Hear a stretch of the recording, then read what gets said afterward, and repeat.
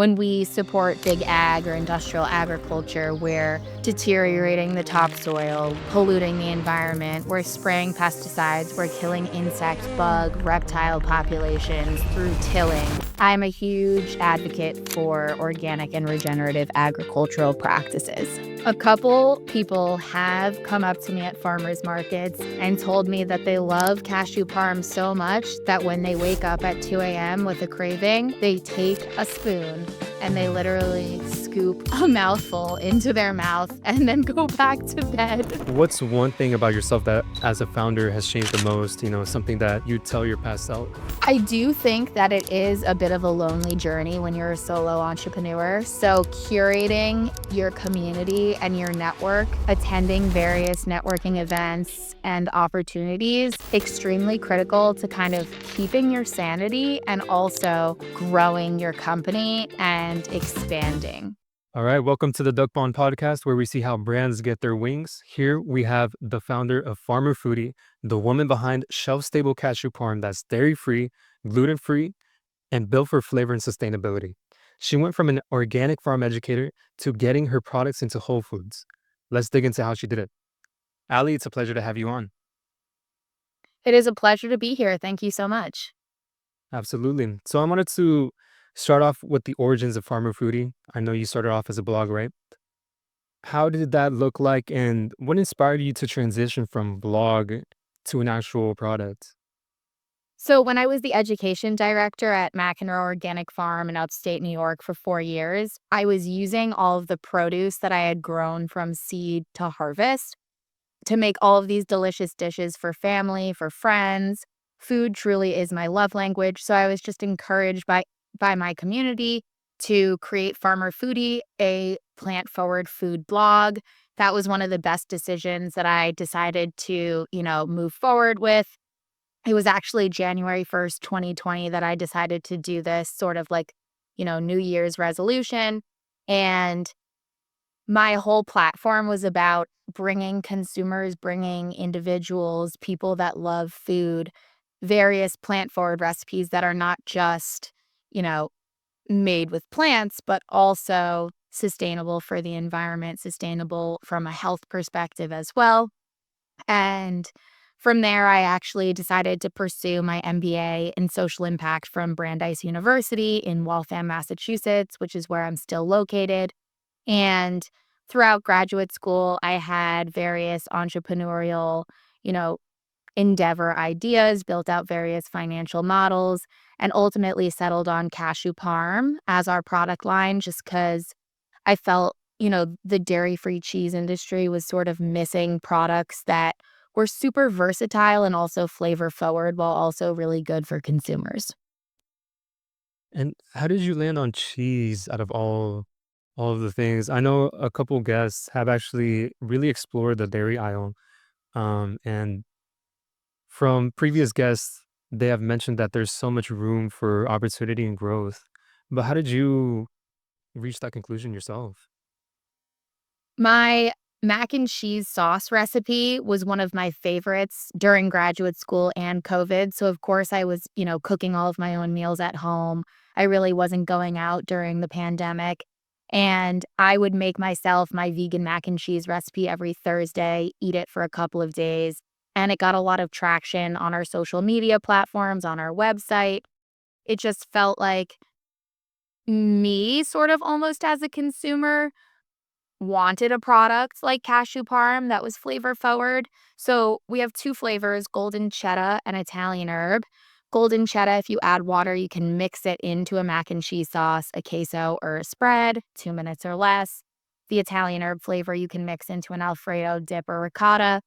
So ultimately, being a vegetarian for the last 13 years and aspiring vegan, so pretty much I'm vegan at home, vegetarian when I go out. Cashew Parm has been a staple in my life and has really enabled me to stay vegan at home and vegan for the majority of the time because it does satisfy those cravings for cheese. Ultimately, it was really the fact that I've been vegetarian for 13 years and couldn't really find products that fully satiated me from a cheese craving perspective and just knew that these recipes I was creating were super popular and that this is a growing industry, this is a growing market. And, this was kind of an untapped category. So Farmer Foodie has actually trademarked Cashew Parm. So, you think eggplant parmesan, eggplant parm, chicken parm. It kind of just felt like a natural trajectory for me. I love that. And I love how a lot of your personal inspirations have led you to creating this Parmesan cheese. So you do come from an organic farm education. You've had a hand in recipe development and sustainable food. I wanted to explore how those early inspirations also helped you shape Farmer Foodie, with your approach on ethics and ingredients, and how being vegetarian also influenced all of this. Originally, when I became a vegetarian, it was in between my freshman and sophomore summer of undergraduate school. And it was the best decision I could have made for myself because I'm very passionate about the environment and climate change and, of course, animal rights. I will say ultimately, climate change was the thing that sort of pushed me over the edge. So, me as an individual, my footprint is just historically lower than other people. I don't use paper towels, I only use reusable towels. So, I try and be as sustainable as possible from a lifestyle perspective day to day. And in undergrad, I minored in sustainability studies. I felt that the agriculture section of the environmental science course that I took was the most interesting. So when I graduated, I actually woofed. It's Worldwide Opportunities on Organic Farms in Alaska for 3 months. So worked on various homesteads, kind of got to see various practices for CSAs, community supported agriculture, hoop houses, greenhouses, how things are grown on a smaller scale and then distributed to the community. So really, sustainability has been a huge part of my life as an individual, and that transfers to Farmer Foodie. I like to say we value the triple bottom line, people, planet, product, and put sustainability at the forefront of all business decisions. Historically, the triple bottom line is people, planet, profit. So I say product because our supply chain is extremely sustainable. So we source our cashews from Benin, Africa, second largest processing facility there. And our cashews are carbon negative when harvested. So cashew trees, they retain carbon stock, they're drought tolerant, they create shade coverage. So the tree itself takes in more carbon than is needed for it to produce, its bounty. So from a supply chain perspective, our products are very sustainable. We source organic spices, and then we also use non-GMO nutritional yeast. I've really thought about our supply chain from day one and have looked into various cashew suppliers because that's the key ingredient and feel as though Farmer Foodie is really, putting our money where our mouth is, right? We are actually executing these practices that are benefiting consumer health and also the health of the environment. I love that. I definitely want to dive into the whole supply chain system and the logistics in a bit. And I also do love the twist you guys have on the, triple bottom line. You guys are very mission orientated and, it just shows. So I want to dive into the recipe challenges a little bit. You have golden cheddar and Italian herb cashew parm, and they're shelf stable. They have no preservatives. How did you achieve that? And how do you balance texture with clean ingredients without that compromise?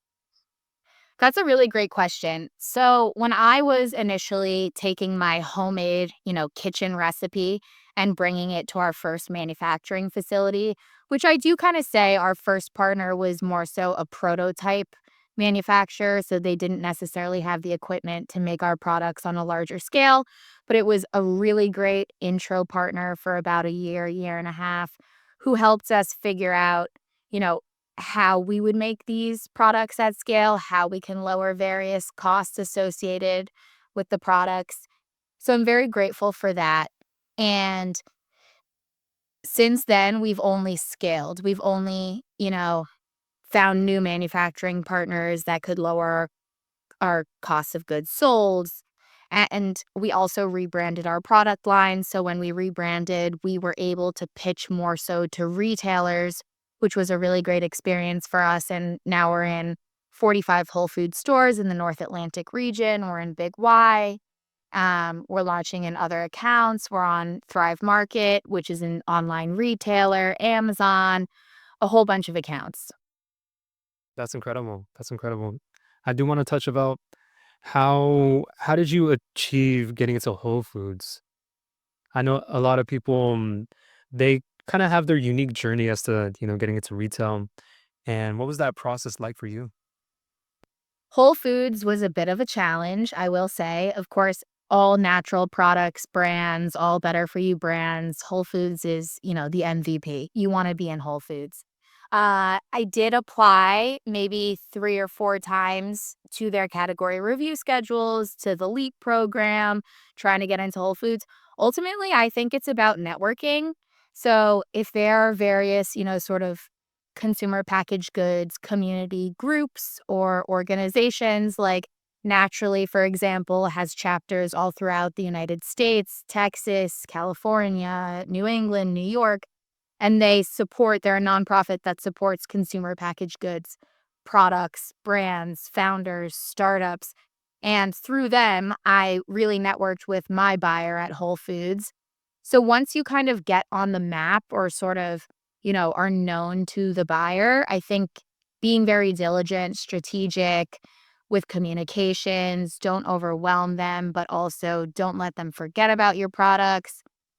Whole Foods has a category review schedule. So our category is pasta sauce. Since we're shelf stable Parmesan, we sit next to dairy based shelf stable Parmesan. That's technically the pasta sauce category. It actually took me a few years to realize that that was our category. So I had been applying to the spice category, to the vegan cheese category. And finally, through networking with our Whole Foods buyer, found out pasta sauce is in fact our category. So being flexible, open, communicative, friendly, meeting people, asking the right questions, taking notes, that really goes a long way. And that's how I found success from a retail perspective thus far. That's incredible. How did it feel like seeing, your flavors on the shelf for the first time in Whole Foods? Since it sounds like it's quite an achievement. It felt fantastic. It really did. And it still does. And it's just really fun to see something that you created on the shelves of such a, iconic retailer like Whole Foods. I've also been doing a lot of demos at Whole Foods throughout the last few months, basically, I guess the last year since we launched in January. And, it's just nice to touch base with consumers. And sometimes the consumers I'm demoing to are shocked that it's my company, which is also kind of fun. It's like my secret power. I love that. I do want to get into how do people react to this alternative? I know it might be probably challenging getting people to take this quote unquote alternative to traditional Parmesan. Yeah. And yeah, So I do think it's very interesting because I've been selling at farmers markets. I've been demoing at Whole Foods. I demo at specialty stores, smaller local stores. And I think it's a common misconception that our consumer base would be vegan vegetarians because a lot of our consumers, they're flexitarians. They're people that are looking to introduce more plant-powered products into their day-to-day, but they're also flavor-forward consumers, they're foodies, they're people that love to engage in new flavor profiles, so I've learned through my consumer network that a lot of people are actually using cashew parm as sort of like a scrub on fish or a panko parm type crusting on chicken, and it just goes to show how versatile our product line is and how the flavors can sort of, you know, expand beyond just vegetables, salads, potatoes, pizza, and actually incorporate, meat eaters and what they really enjoy to consume. I love that. So you got immediate reaction, immediate feedback from a lot of positive feedback from your consumers. What's one reaction that, you'll never forget, or has someone, sent you a DM saying like, "Hey, this tastes incredibly delicious." A couple people have come up to me at farmers markets and told me that they love cashew parm so much that when they wake up at 2 a.m. with a craving, they take a spoon and they literally scoop a mouthful into their mouth and then go back to bed. It's an amazing. Those are the diehard cheese, lovers, I would say. But that also goes to show that those diehard cheese lovers love cashew parm and understand that cashew parm is really beneficial for their health as well.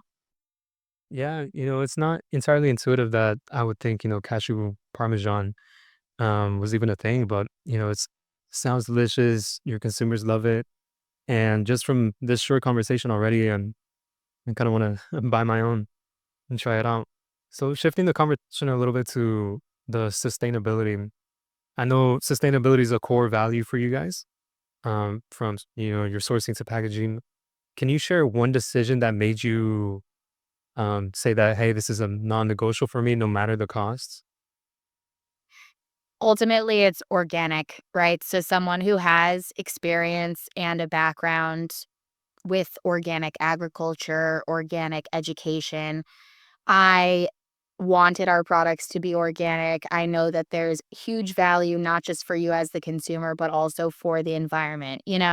When we support big ag or industrial agriculture, we're deteriorating the topsoil, we're polluting the environment, we're spraying pesticides, we're killing insect, bug, reptile populations through tilling.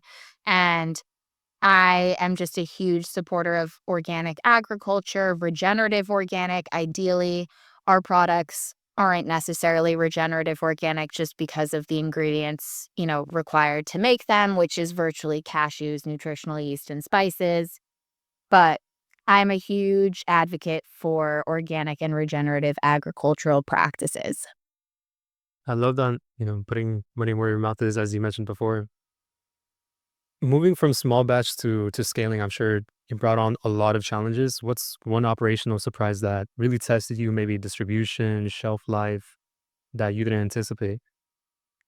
Our shelf life is pretty great, so it's 18 months, a year and a half from time of production. Our products are lightweight as well, which is fantastic for the e-commerce channel, e-tailer channel. We're very strategically aligned to, distribute online since our products don't have to be refrigerated. Um, wait, what was the question? Cool. Um, Wait, what was the question? yeah, so any supply chain or logistical issues that you encountered or challenges while you were scaling your brand? The challenge for me specifically has been minimum order quantities. So, searching for a co manufacturer that can actually produce our products at scale with consistent unit economics. So, our price point is always the same. That has been the biggest challenge. I will say a lot of co-manufacturers, they don't advertise their services online, so you kind of have to, like, really do a deep dive search to find the right manufacturer for you, and then going off of that, it's not just about the manufacturing, it's about the bottling, so do they have a machine to actually put labels on our jars? Do they have a machine for the heat-sealed lids? It's it's a bit of a process, I will say, to find a partner that can help you scale, and ultimately, when you're in a retailer like Whole Foods or on Thrive Market, you need to always have the same price, otherwise your margins are gonna fluctuate, they're going to, sometimes maybe you're losing money, sometimes you're making more money. So, ultimately, I think having consistent pricing is really important, so finding that right manufacturer is very ideal.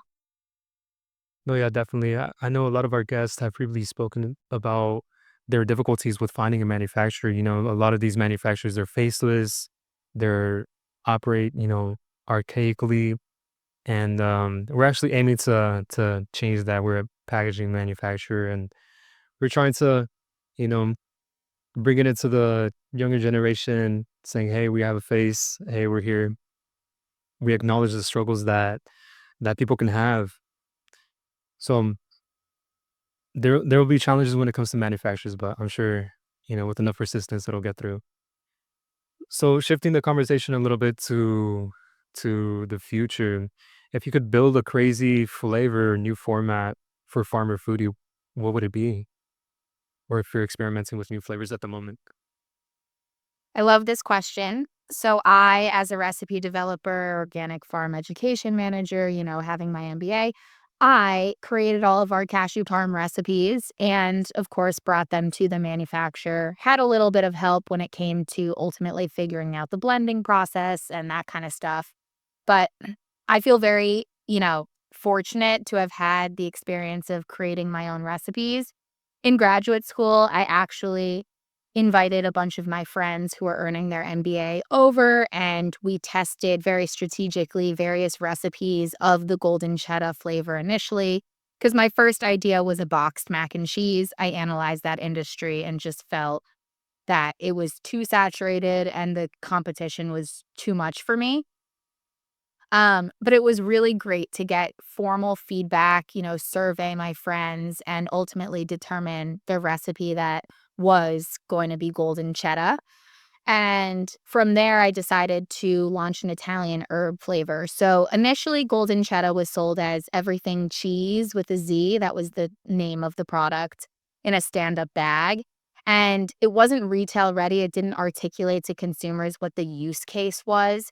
So we pivoted to Cashew Parm, went through a whole rebrand, and I launched Italian herb because Italian herb tastes a lot more like Parmesan than golden cheddar does. Cheddar kind of tastes like macaroni and cheese. Italian herb tastes like, Alfredo. It tastes like zesty pizza in a jar. And there is an advantage to creating all of my own recipes. So I have various flavor ideas based off of consumer feedback. I think spicy buffalo could be the next flavor that we launch. But I will also say I don't think consumers fully recognize or understand the amount of time, energy, and money it takes to launch a new flavor. A lot of people don't understand that, which is fine. Um, but I'll very oftenly get comments from people saying, "When are you launching a new flavor? Da da da. We'd love to see this. We'd love to see that." But it's about supply chain. Sure. Yeah. So it's about supply chain, recipe development, nutritional facts panels, branding for the individual units. So, if we were to launch a spicy buffalo flavor, Farmer Foodie would have to probably front at least a few $1,000s, maybe let's say $3 to $5,000 to launch a new SKU. So ultimately, I just think about the trajectory of the business and how to diversify our product profiles, portfolio, but also when it makes sense to launch new flavors. So I'm actually thinking more so about packaging options. So since we're selling on Amazon, we could launch bulk bags of our current flavors versus selling the six packs, which is what we're currently doing as like our bulk option. A lot of customers who are used to everything cheese, the net weight was 7 ounces. Now it's 3.5 ounces. They have told me that they miss the bags. They would like a refillable format. So if Farmer Foodie were to do something new, it would likely be, the new packaging format, new pricing for a bulk alternative. I love that. There's definitely a lot of options when it comes to these kinds of toppings. And I guess that also does lead me to my next question. If there's, any new toppings that you're exploring outside of Parmesan cheese, outside of the flavors, um, you know, maybe toppings, spices. We're very focused on cashew parm. We want to become even more well known for cashew parm. It is an industry, consumer packaged goods, you could easily get lost, right? So I had previously thought about, launching maybe like a queso dip in the refrigerator section. That's a totally different category. Being a young brand, a solo entrepreneur, someone who's virtually doing all of this themselves, I do find you know, that staying on one path, one trajectory, while also listening to consumer feedback and also, any suggestions or industry feedback is the most strategic way for us to ideally become profitable at some point, save money, use the money that we're making to reinvest into the business, expand into new retail locations. Right now, we're mainly in the Northeast from a retail perspective, New England, that area. But ultimately, expand to, other geographic regions in the US, brick and mortar, not just I guess, online. I love that, doubling down instead of spreading yourself too thin. So, projecting yourself out 3 to 5 years from now in terms of reach impacts, where do you see Farmer Foodie? I do see Farmer Foodie expanding strategically into new Whole Foods market regions. They have been a great partner for us. Their local forager program is beneficial. There are less fees associated to be a local forager brand than a national brand or a brand that's in two or more regions. That being said, it does make sense for Farmer Foodie to continue to expand into new Whole Foods regions when the timeline, kind of arises in a strategic way. So ultimately, I would say 5 years from now, Farmer Foodie ideally would be in all Whole Foods across the US.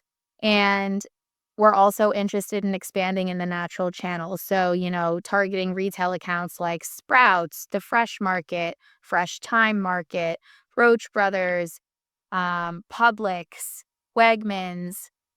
I do think at the end of the day, it's really difficult to get into retail accounts because these retailers are reviewing your category at a specific time. If you miss the deadline, if you're not informed, you're going to have to wait at least another year. Um, so staying really diligent when it comes to tracking your category throughout key retail accounts is super important to expand.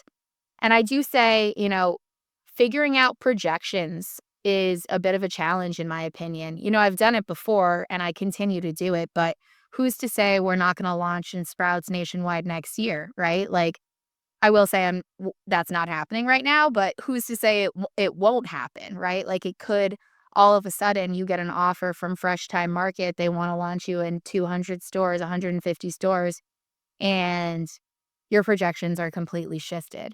So I find it interesting, this industry. It's kind of 80% of the time stick to your plan, 20% of the time evaluate opportunities and determine how to move forward. I love that. It's very dynamic then. It's not just, just a straightforward linear path. So looking back at when you first started to give the viewers a little bit of insight and inspiration, what's one thing about yourself that as a founder has changed the most, something that you'd tell your past self?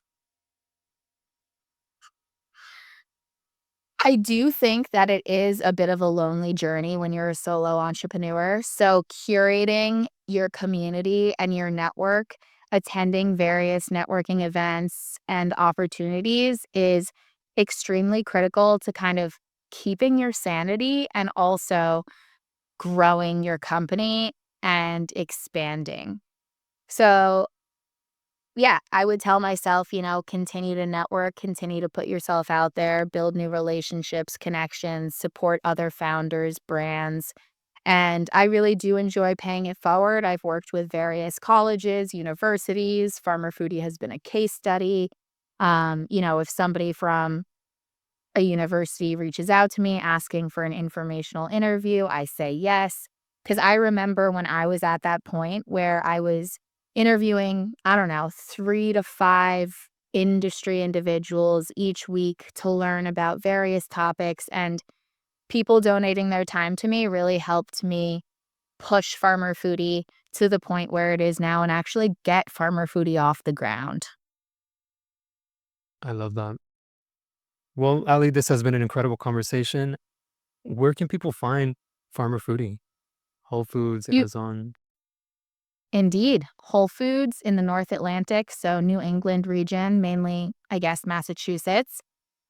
Big Y, Massachusetts, Connecticut, our own website, thefarmerfoodie.com. Amazon, specialty stores, and Thrive Market. I love that. Well, Allison, thank you for coming on the show. Thank you for your time. Thank you so much. I appreciate it.